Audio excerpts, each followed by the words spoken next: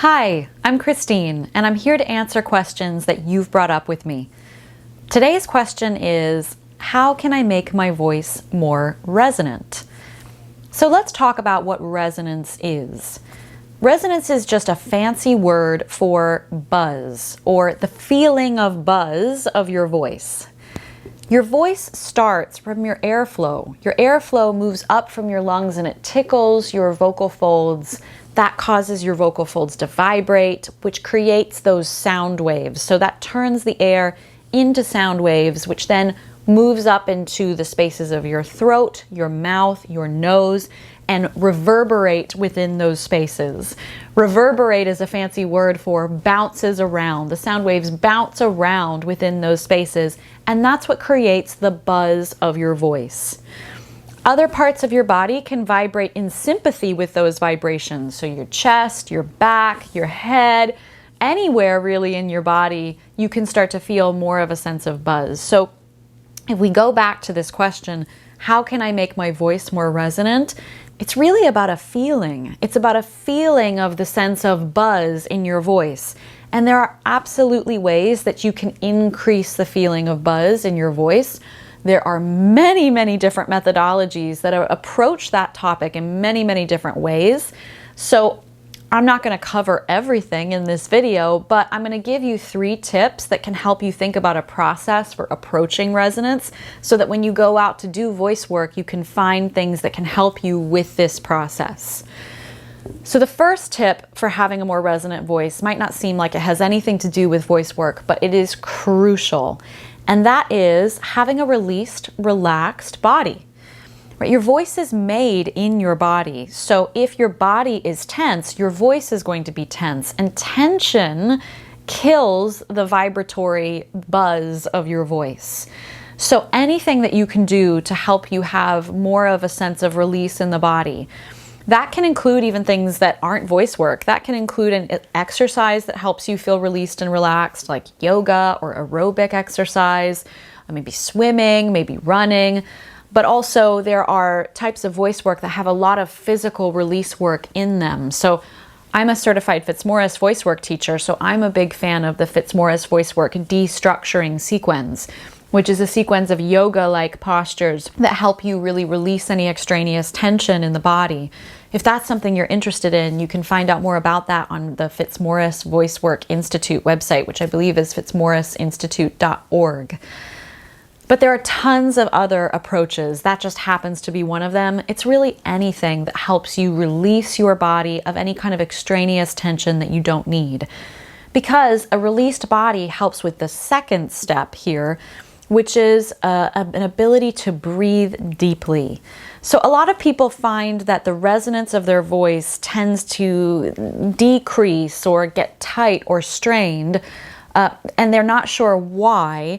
And it's usually something to do with the body being tight and therefore the breathing being tight. Breathing is the power source of your voice, as we talked about at the beginning of the video. So if you're finding it difficult to take deep breaths, and if you're finding it difficult to really speak from your center, powering your voice with your abdominal muscles, then your throat is going to start to close, and that's really going to affect the resonance of your voice. So if you kind of hear, if my throat starts to kind of lock and close, then you can hear how the resonance of my voice has now tightened. I'm almost going into a little bit of a Kermit the Frog thing there. So working on your breathing is an incredibly important aspect of resonance, and there are really 2 things you want to think about in terms of the breathing. The first thing you want to think about is having a relaxed enough body so that there's no tension in your abdominal area as you breathe in. That the abdominal muscles can relax so that the breathing can be a nice deep breath. It can be a fast breath. You don't have to control the in-breath, but it does need to be a nice deep in-breath. And then the exhale needs to be a supported out-breath. So learning how to use those abdominal muscles that you released on the inhale to support the outflow of air so that you have enough air to power your thought. That's what helps this throat stay open so that you can maximize your feeling of buzz. If you want to know more about breath support, I have several Voice What Matters podcast episodes that guide you through the whole process. But it is absolutely crucial to feeling that feeling of buzz. Those first two things, sometimes the relaxed body, the relaxed breath, sometimes that's all you need. And all of a sudden it's like, woo, buzzy, buzzy. But there is a third step, which is really to do some targeted resonance exercises that can increase your sense of buzz. I'll give you a couple of examples. So if you want to increase the buzz in your chest, a really popular one, and this might set my mic off, but is to pound your chest as you make some noise.